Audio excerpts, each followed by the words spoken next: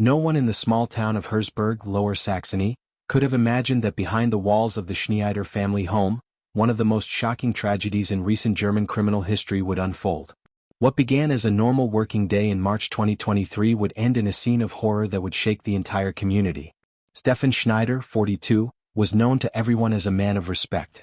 A former police officer with 15 years of exemplary service, he had retired early due to a back injury sustained during a high-risk operation.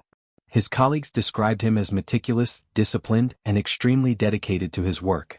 Stefan was the kind of cop you wanted by your side in difficult situations, recalled Jonas Muller, his former partner. He never lost his cool.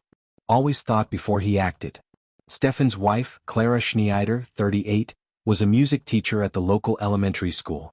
With her neatly styled blonde hair and constant smile, Clara was loved by the children and respected by the parents.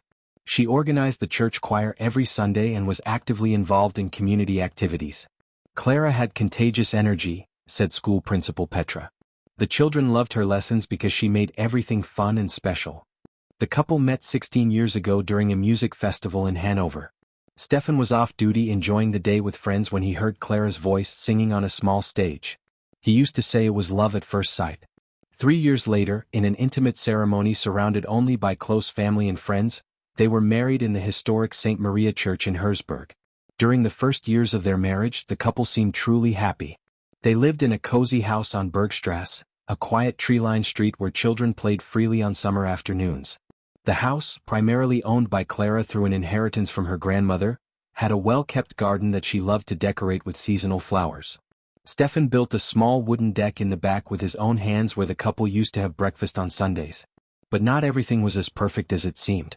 Those who knew the couple more intimately began to notice subtle changes over the past 2 years. Stefan had become progressively more withdrawn after his forced retirement. The transition from a career that defined his identity to a domestic routine had been more difficult than he publicly admitted. He tried to hide it, but you could see that Stefan was lost without his badge, noted Florian Weber, a neighbor and longtime friend. A man who spent 15 years solving problems and protecting people, suddenly found himself without a purpose. That weighs on the soul. Stefan began spending hours in the basement, which he had converted into a small workshop. There, surrounded by tools and unfinished carpentry projects, he sought some kind of meaning. Clara encouraged his hobbies, but friends noticed that she seemed increasingly distant, as if she were carrying an invisible weight. Clara's sister, Sabine Hoffmann, 35, was a constant presence in the couple's life. Divorced for 3 years and childless, Sabine had moved to Herzberg to be closer to her sister after her difficult separation from her husband. She worked as a freelance graphic designer, which allowed for flexible hours and frequent visits to the Schneiders' home. Sabine and Clara have always been very close, said their mother, Helga Hoffmann. Since they were little, they were inseparable. When Sabine's marriage ended, it was natural that she wanted to be close to her sister. Clara was her safe haven. Sabine was the opposite of Clara in many ways. While Clara was reserved and traditional, Sabine was outgoing and modern. She had short brown hair cut in an asymmetrical style, wore colorful clothes and was always trying out new hobbies. In recent months she had become practically part of the furniture at the Schneiders' house, showing up several times a week, sometimes staying late into the night.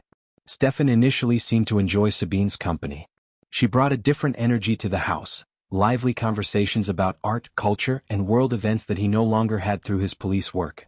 But some neighbors began to comment on the frequency of the visits. It was strange, admitted the next-door neighbor, Emma Richter, discreetly. Sabine was there almost every day. Sometimes I would see her car still parked in front of the house late at night, even though I knew Stefan had to get up early for his physical therapy. The day everything changed.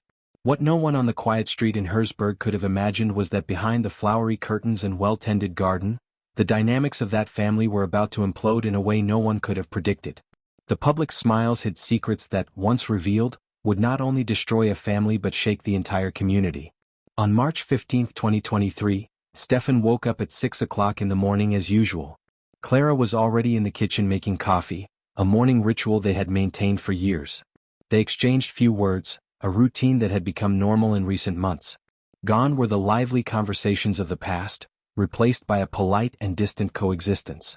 "I'll be back early today," Stefan said as he grabbed his keys. "My physical therapy appointment has been rescheduled for 2 o'clock in the afternoon." Clara just nodded, focused on her cup of coffee. Stefan noticed that she seemed nervous, but attributed it to work stress. The school was preparing a big end-of-term recital, and Clara was in charge of all the musical coordination. What Stefan didn't know was that this day would change everything, that the next few hours would reveal truths that would destroy the image he had of his life, his marriage, and his own identity, and that his reaction to these revelations would transform him from protector of the law to its most tragic violator. As Stefan left the house on that cold March morning, with fog still covering the streets of Herzberg, he had no idea that he was living the last hours of his life as a free man. That by the end of that day 2 people would be dead, and he would be handcuffed in the back seat of a police car, not as a colleague but as a suspect. The tragedy was just beginning. The discovery. The morning of March 15th began like any other for Stefan Schneider. After leaving home at 6:30 a.m., he headed to his physical therapy session at the Ria Zentrum clinic located 20 minutes from Herzberg. The route was familiar, one he had traveled 3 times a week for the past 18 months, ever since a spinal injury forced him to leave the police force. Stefan's physical therapist, Katerina Vogel, noticed something different about him that morning. He was quieter than usual, she would later recall in her testimony. Normally Stefan would talk about sports, politics, anything. But that day he barely spoke, only responding in monosyllables. I asked if everything was okay and he said he was just tired. The session ended at 8:15 a.m. Stefan had the rest of the day off until his next appointment at 2 p.m. He decided to stop by Becker Schmidt, his favorite bakery, for a coffee and a pretzel. It was a comforting routine, a little ritual that gave some structure to his empty days since retirement. He stayed here for almost an hour, said the bakery owner, Thomas Schmidt. He read the newspaper, had 2 coffees. He seemed pensive, distant. When he left, it was almost 9:30 a.m. Stefan then made what would later be described as the mistake that changed everything. He decided to go to the house early. His next appointment had been cancelled by phone while he was at the bakery. The clinic called to say that the doctor was sick. Instead of finding something to do or letting Clara know he would be back early, Stefan simply got in his car and drove to the house. If he had called, if he had given any warning, maybe none of this would have happened, Jonas Müller, his former partner in the police, would later reflect. But Stefan was the kind of man who didn't see the need to report his every move. He was going to his wife's house. Why would he need to warn anyone? It was exactly 10:12 a.m. when Stefan parked his gray Volkswagen Golf in the driveway. He immediately noticed Sabine's car, a red Opel Corsa, parked in front of the house. This was not unusual. Sabine visited Clara often, but something about the scene made Stefan pause. The curtains in the living room were closed in the middle of the morning on a weekday. Clara always kept the house brightly lit, saying that natural light was important for her mood. And there was music playing. He could hear it even from outside. Loud music, which was also unusual. Stefan felt a knot in his stomach. His police training had taught him to trust his instincts. And at that moment something was wrong. He took the keys out of his pocket but hesitated. Part of him wanted to ring the doorbell, announce his presence, but another part, the analytical, investigative part, wanted to understand what was going on before revealing his arrival. He opened the front door quietly. The house was strangely warm, the heating on full blast despite the moderate temperature outside. The music was coming from upstairs, from the couple's bedroom. Stefan recognized the playlist Clara used to play when she was relaxing. Soft jazz and bossa nova songs. He climbed the stairs slowly, each step carefully chosen to avoid the creaks he knew by heart. His heart was racing, adrenaline beginning to rush through his veins.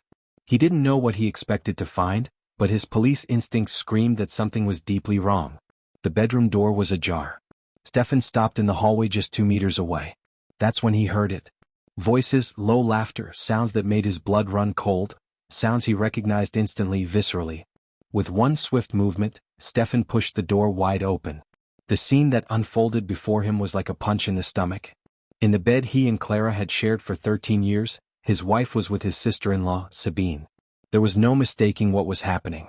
There was no innocence possible in the intimacy he was witnessing. Stefan. Clara screamed, pulling the sheet up in a panic. Time seemed to stand still. Stefan stood frozen in the doorway, his brain struggling to process what his eyes were seeing. 15 years as a police officer had prepared him to confront criminals, life-threatening situations, brutal crime scenes, but nothing, absolutely nothing had prepared him for this. Sabine was the first to recover from the shock. Stefan, I can explain? Explain? His voice came out as a low, dangerous growl. Explain what exactly? Clara began to cry, still clutching the sheet against her body. Please let me talk. How long? Stefan asked, his voice now eerily calm, the calm before the storm that any police officer would recognize as the most dangerous moment. How long has this been going on in her house, in her bed? The silence that followed was more eloquent than any answer. Clara couldn't look at him, tears streaming down her face. Sabine had turned completely pale, apparently realizing for the first time the gravity of the situation. Months? Clara finally whispered. It started 6 months ago. 6 months. Half a year. Stefan did the math in his head, going over every visit from Sabine. Every time Clara had seemed distant, every night she had said she was too tired.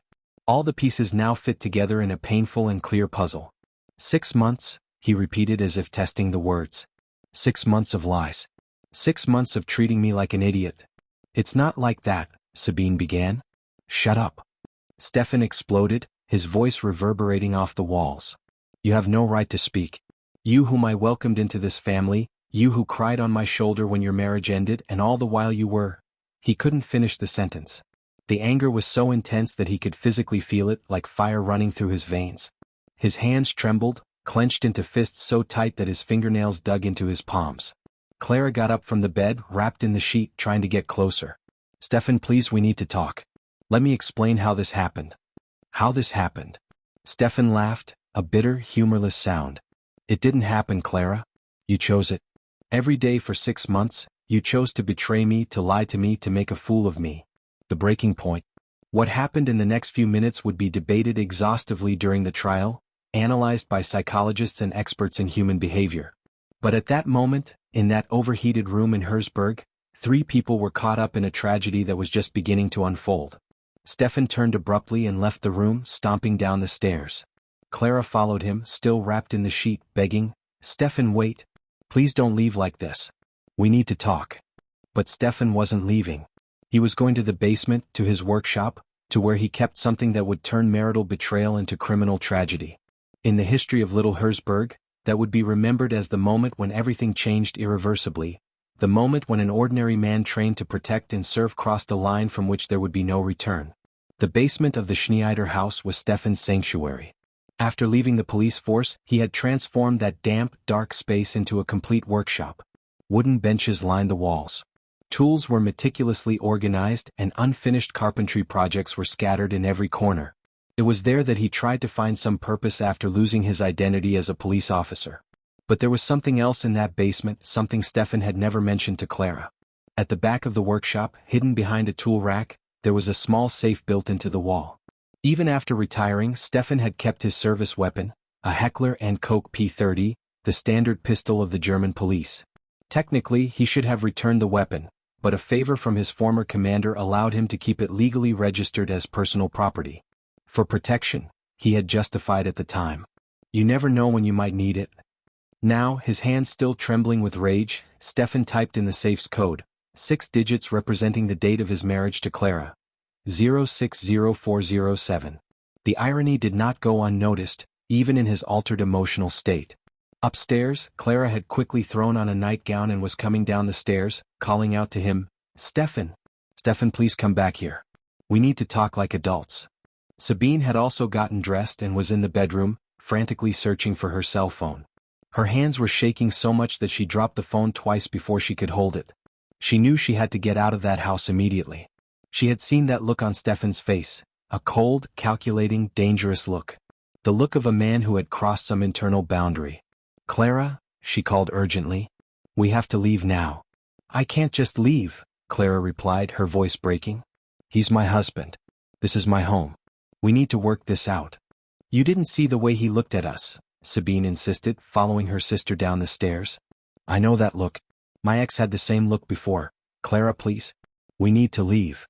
In the basement, Stefan held the gun. The weight was familiar, comforting in a disturbing way.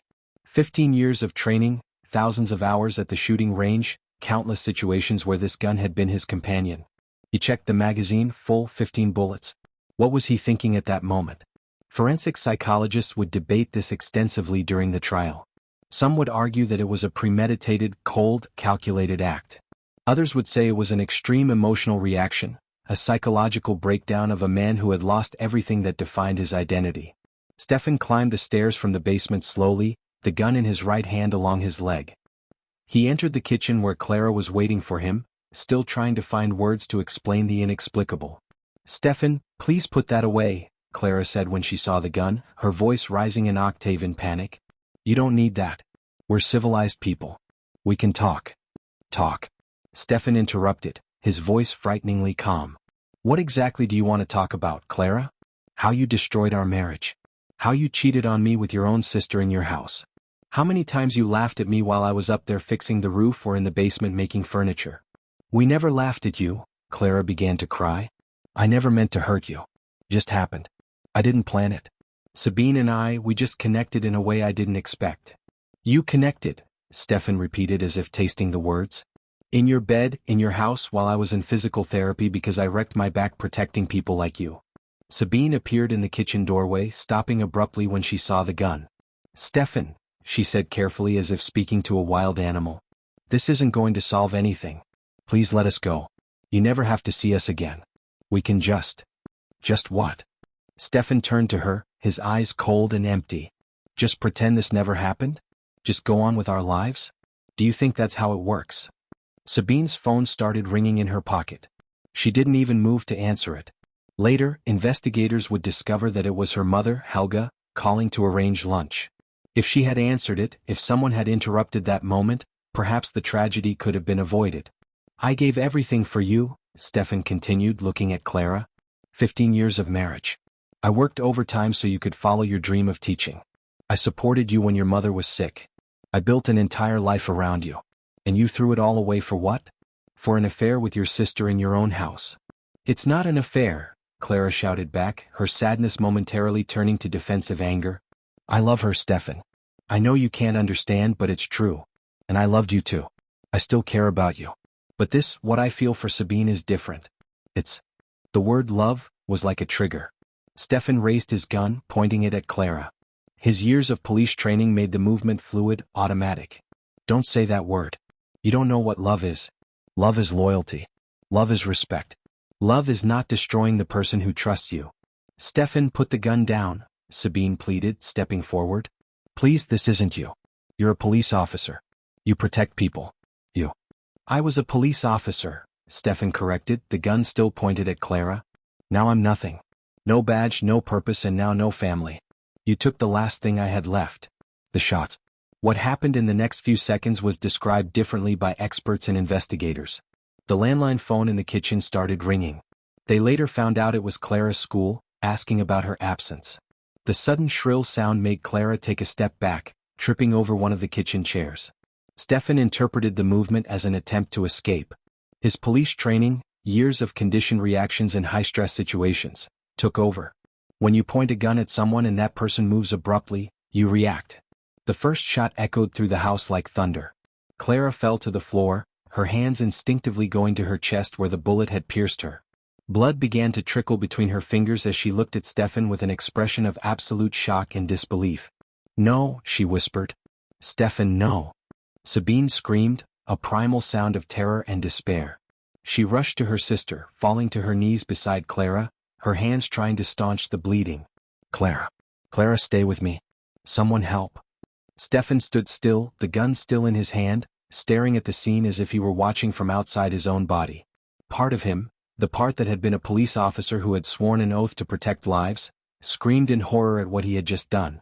But another part, the part dominated by pain and anger, saw only the realization of a twisted justice. Sabine looked at him, tears streaming down her face. "Call an ambulance, Stefan. For God's sake, she's going to die. Call an ambulance now." But Stefan didn't move. He just looked at the two sisters, one dying, the other desperate, and something inside him snapped completely. The line separating civilization from chaos, law from crime, protection from destruction. He had crossed that line with a single shot, and now there was no turning back. "You've destroyed everything," he said, his voice flat and distant. "Everything." And then he raised the gun again. Time seemed to dilate in that moment. Sabine, kneeling beside her dying sister, looked up and saw Stefan pointing the gun directly at her. The black barrel of the Heckler & Koch P30 seemed immense, a tunnel leading to nothingness. "Stefan, no!" she begged, her hand still pressing against Clara's wound, now soaked with blood. Please think about what you're doing. This won't bring anything back. It will only destroy your life too. My life is already destroyed, Stefan replied, his voice frighteningly calm. The emotional storm that had erupted moments before had given way to a mechanical coldness that was even more terrifying. You made sure of that. Clara coughed up blood trying to speak. Sabine, she managed to whisper. Run. But Sabine didn't run. Maybe it was shock. Maybe it was love for her sister. Maybe it was simply the paralysis of absolute terror. She stood there, vulnerable and exposed, staring at the man she had helped betray. I'm sorry, Sabine said, tears mixing with the blood on her hands. Stefan, I'm sorry for everything. I never wanted it to happen like this. I never wanted to hurt you. Please let me call an ambulance. Clara needs help. She can still survive if we act now. For a moment, a brief, fragile moment, something seemed to flicker in Stefan's eyes. The mention of the possibility of salvation, of undoing at least some of the horror he had started. His hand trembled slightly, the gun dropping a few inches. Then Clara groaned in pain, a low, agonizing sound. And with that sound, something in Stefan solidified. He saw not the woman he had loved for 13 years, but the embodiment of his betrayal. He saw not his sister-in-law pleading for her sister's life, but the other half of the duo that had humiliated him. You had your chance, he said. You had months to tell me the truth, to have some decency, some respect. But you chose to lie. You chose to make a fool of me in her own house. We were wrong, Sabine cried, her voice breaking in despair. We were terribly wrong, I know. But that doesn't justify murder. Stefan, you're better than that. You've spent your whole life upholding the law, protecting people. And for what? Stefan almost laughed, a bitter, broken sound. To come home and find out that the people I trusted most were betraying me? To find out that all my sacrifice, all my work, all my love meant nothing? Sabine's phone began to ring again in her pocket, the shrill sound echoing through the blood-stained kitchen. It was her mother again, insistent. Helga Hoffman would later say she had a terrible feeling, a mother's intuition that something was deeply wrong. Answer it, Stefan ordered suddenly.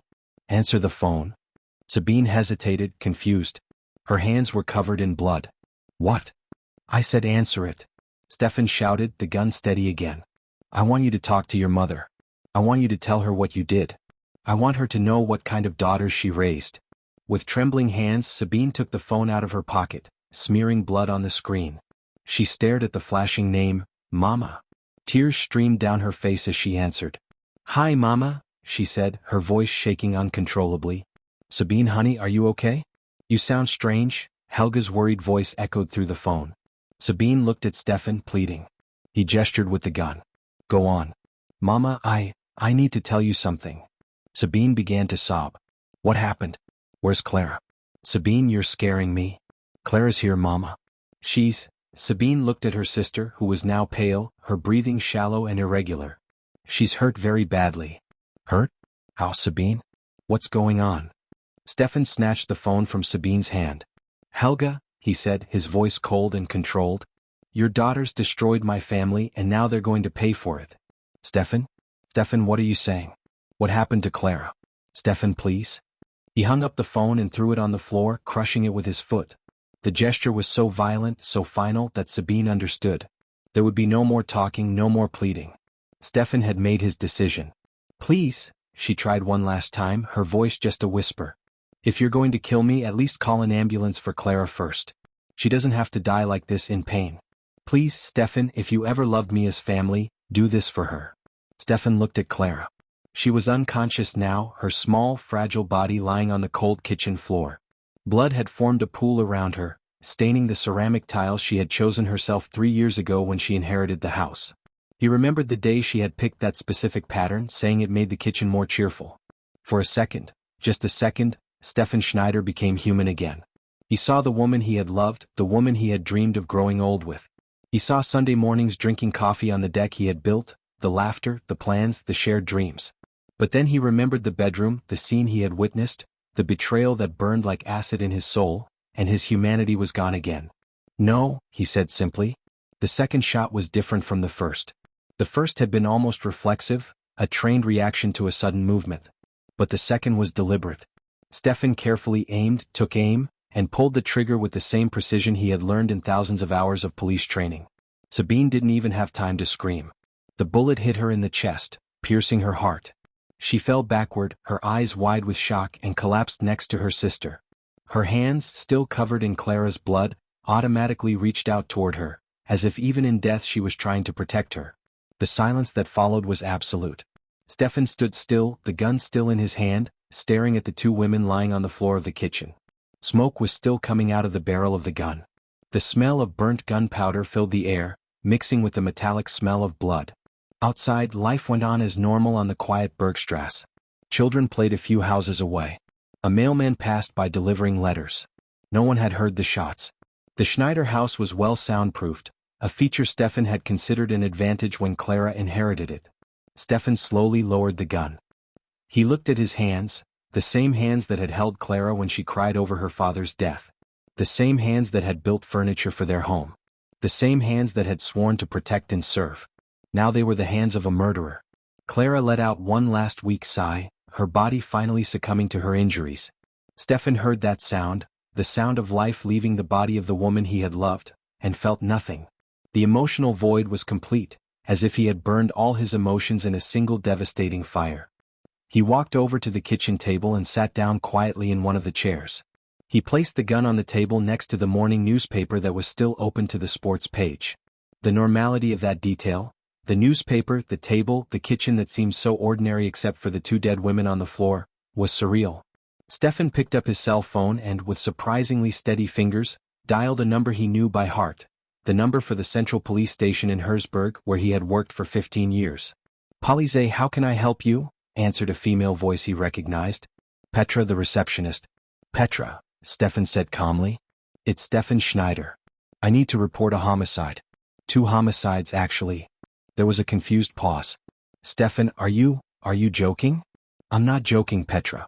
I'm at the house, Bergstrasse 47. I just killed my wife, Clara, and my sister-in-law, Sabine. I need you to send a team." The line was silent for a moment, only the sound of shocked breathing. Then, "Stefan, are you serious? Is this real?"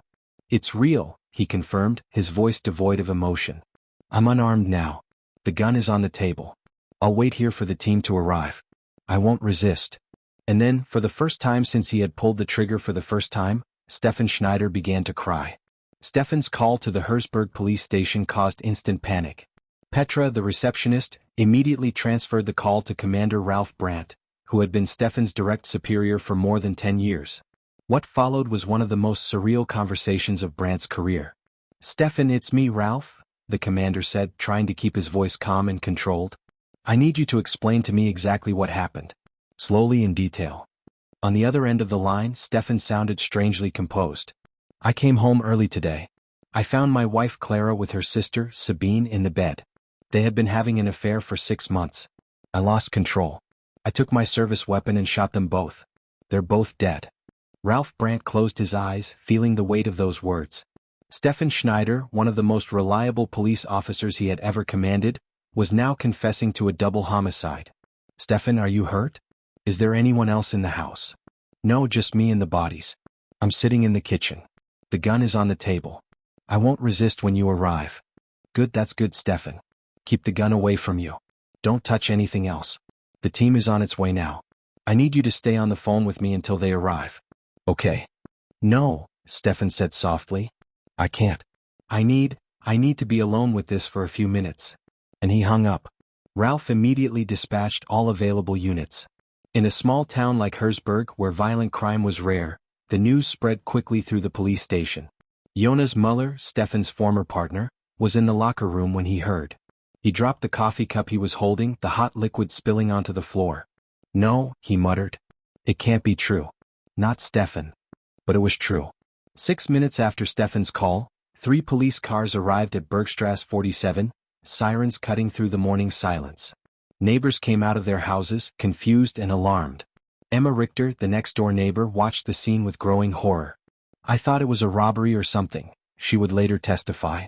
"But then I saw Stefan coming out of the house with his hands up, calm as if he were going to work, only there was blood on his shirt. A lot of blood." The protocol for situations involving former police officers was different. The response team was highly trained and extremely cautious. The commander of the operation, Dominic Wagner, used a megaphone. "Stefan Schneider, come out of the house with your hands visible above your head." Slowly, the front door opened. Stefan emerged, his hands raised, his eyes empty. He was wearing the same clothes he had worn when he left for physical therapy that morning, dark jeans and a blue shirt, but now they were stained with blood. He moved with mechanical precision, following each command without hesitation. "On your knees. Hands behind your head. Cross your ankles." Stefan obeyed each instruction. Two police officers approached cautiously, handcuffing him with professional efficiency. One of them was Tobias Keller, who had trained under Stefan's supervision. His hands trembled as he tightened the handcuffs. "I'm sorry, Stefan," Tobias murmured, almost without meaning to. "Don't apologize," Stefan replied, his voice distant. "You're just doing your job. I would do the same." As they led Stefan to the police car, the forensic team entered the house. What they found confirmed every word of Stefan's confession. Clara Schneider was on the kitchen floor, a single gunshot wound to her chest. Death had been relatively quick, according to the medical examiner who arrived 15 minutes later. Sabine Hoffman was next to her, also with a gunshot wound to the chest. Death instantaneous. The scene was meticulously preserved. Stefan, with his police training, had not touched anything after the shots were fired. The gun was exactly where he said it would be, on the kitchen table. To spent.